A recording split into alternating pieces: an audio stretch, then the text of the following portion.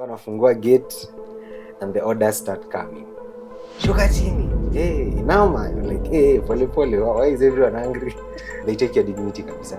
Wanafanya you feel less human. Because that's the point. Mental torture. Yeah. So you'd sit on a kakiti, naked, proper. Yeah. So then the guy would take a rope, tie it on your knee, and then tie it on his toes, with his with a string. So sipojibu swali the way they want, he just does this.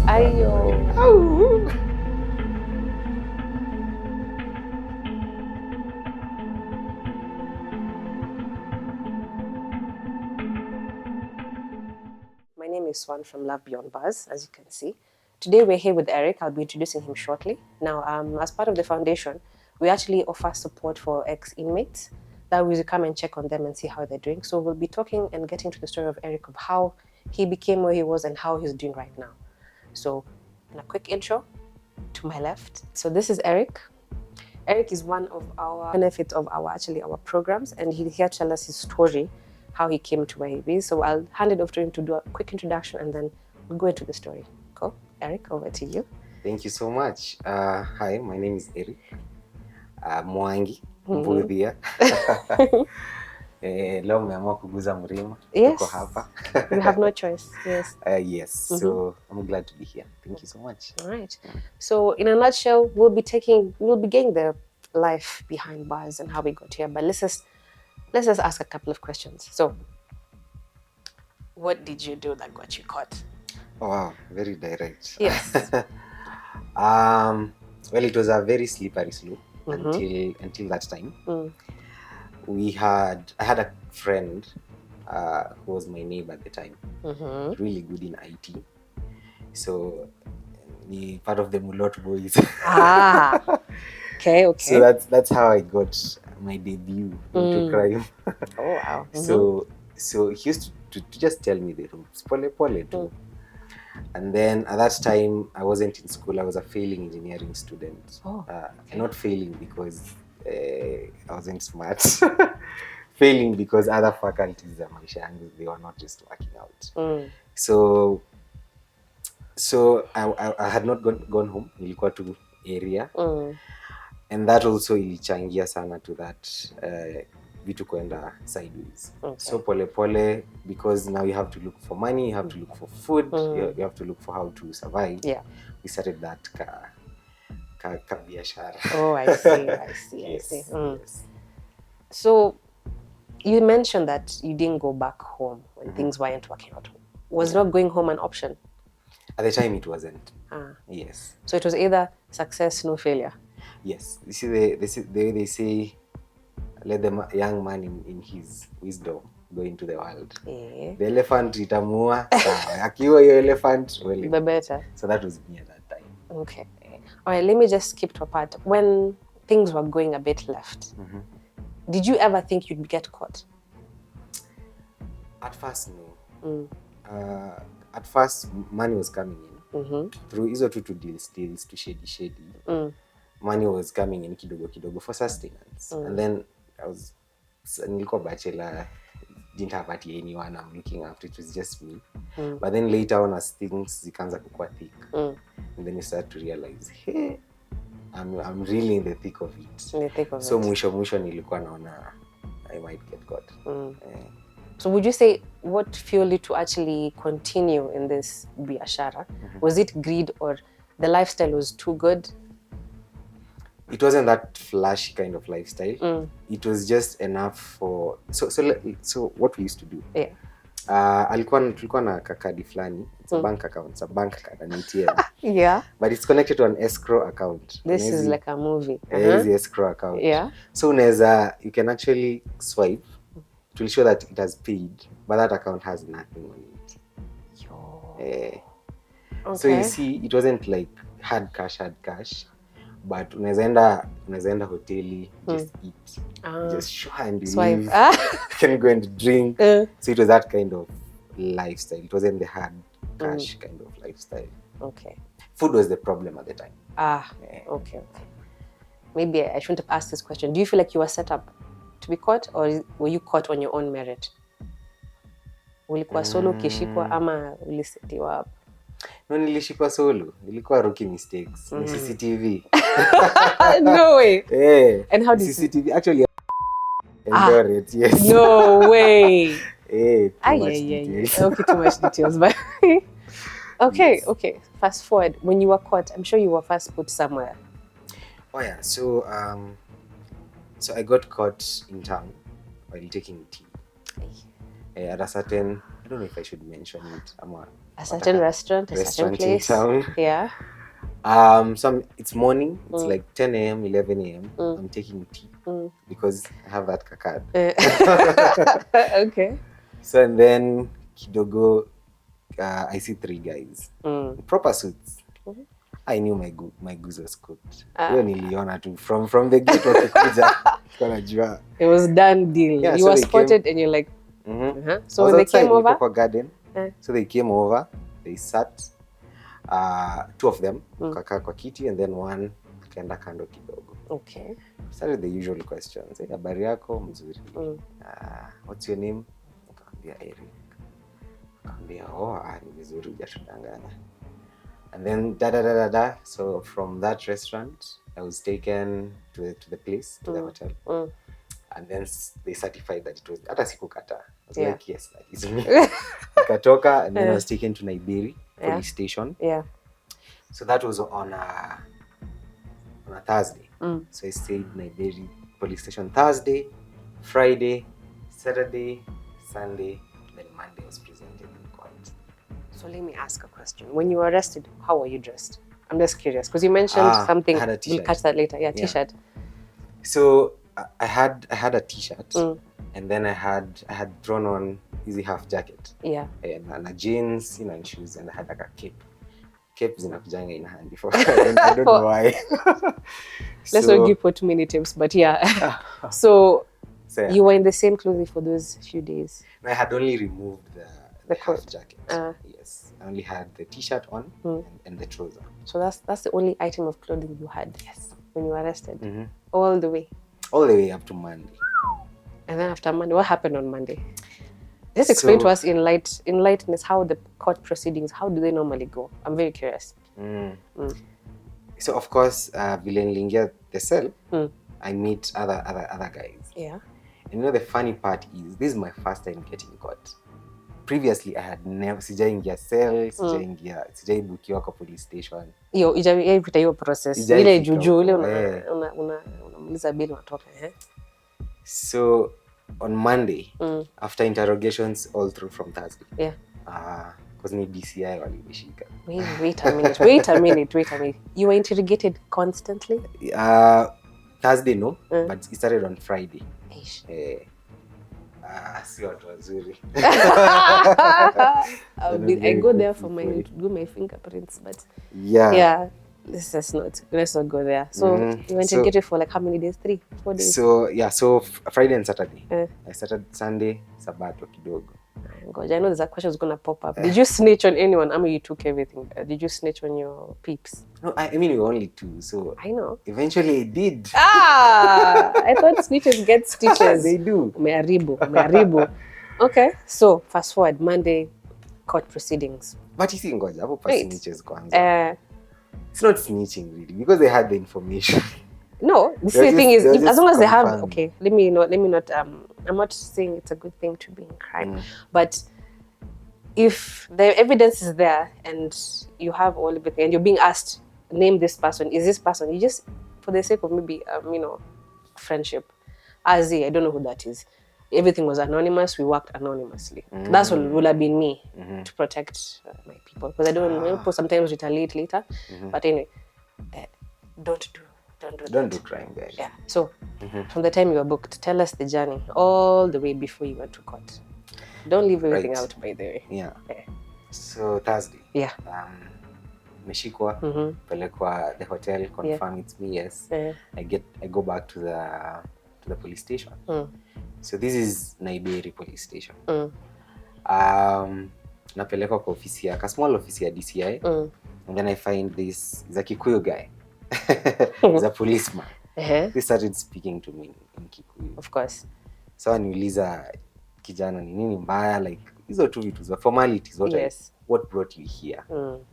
And then now the hard questions inaanza. So kwa hizi miezi zote ni pesa ngapi mlikuwa mkiibia watu? Mbia afisa hata sisi hatuko tunaibia watu pesa. Hizi ndio story tunasikianga. Sawa, wewe maneno yako tutaangalia. So they take the statement. Wana record everything that I had to say from the previous 2 nights. They take all the information. Ananionya kabisa, ananiambia that if they take my fingerprints, there is no turning back. So me I'm like, sasa ni do. Naambia there's only one thing you can do. Tunaweza ongea hii maneno, you know what that means. Yes. Tunaweza ongea hii maneno, history. So I'm like, okay, how much are we talking about? Nasema, ukinipatia kitu 170 tunakuachilia. What? 70 G's? Hiyo natoa wapi sasa hivi? So sina simu at the time, by the way. So I tell him, wacha nisaidie simu, let me try to make a phone calls. But then sayo nimeshtuka pia. Sina a lot of numbers crammed kwa kichwa. The ones I have ni, of course, immediate family, a couple of friends, and that's it. So I do that. I call my sister.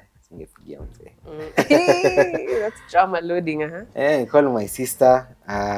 She gets dramatic about it. Nothing much happens from that front. I call a couple of friends. But you see, when you're in such magnitude of things, yes, ish. Actually, watu hawabelieving how thick in things you are. People think it's a joke. You're trying to play them. I say it is serious. Niko kwa ofisi ya DCI, and then I've never been in that situation. So no one really believes it. So I didn't get any headway na hiyo story na pesa. So me I resigned to fate. I'm like, sawa, nifanyeni vile mtafanya. Ndio kijana uko serious. Ambia sasa afanye ndaka nifanye. So I get booked in. I find other guys hapo, different cases, of course. Na watu drunk and disorderly wezi kwa huko ndani. Of course, D&D man. So the usual bullying yourself. Ukiingia lazima useme wewe ni nani. What crime you have done. Or rather mimi hivyo ndio I think it's a standard. It's a standard. It's a standard. It's like high school. Where are you from? Which family you born? Where do you live? Estate gani? Yeah. So maswali, what crime you did, nini, niseo nimeshtuka hata, but I answer it because again, nimekuwa kwa hiyo running spree from police for a couple of months before I got So I get naekewa ka spot at least mahali mwisho hivi kwa ukuta karibu na choo. It's fine because that was the routine. Ukikuja wewe ndo nalala, of course, karibu na choo, initiation hapo hivyo. And that was night 1 inafika, tunapewa supper and that is it. Night 1 in the cell. What was the food you were given the first night? Tulikuwa tumekatiwa chapo na wameweka sufia, lakini hizo chapo zilikuwa ngumu. Oh my days. Not used to what you used to eating? No, not at all. You've come from eating delish now to state. To this. But nakula, nalala. That is night 1 in the cell. Apart from my sister and a few friends, no one really knows where I'm at. Where? Okay. So and then the next day, nakuja asubuhi wananiita. Ule kijana weka kwa wapi? Kuja hapa. Where? You've been given a nickname. Yeah.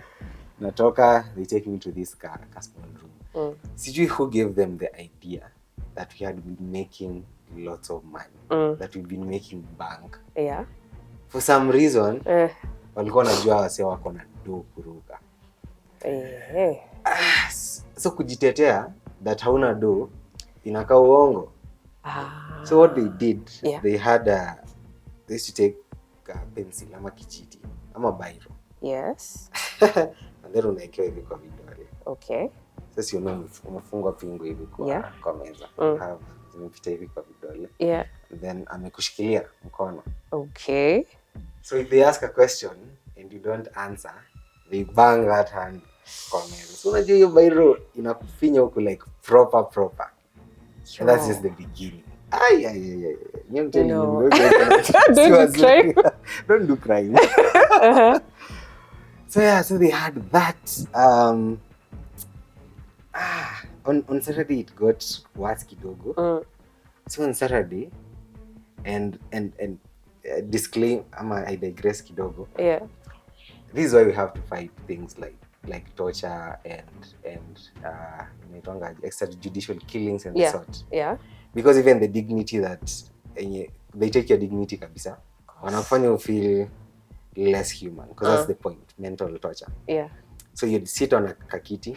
Same na movie by this time. Yeah. Imekatwa chini. So it doesn't have the sitting part. Kotuna kidogo enough to support. So then you don't have pants, you don't have boxer manini. Kwa naked, proper. Man. So then the guy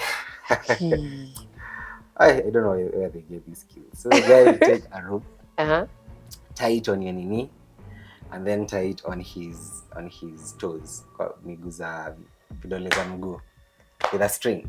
So usipojibu swali the way they want, he just does this.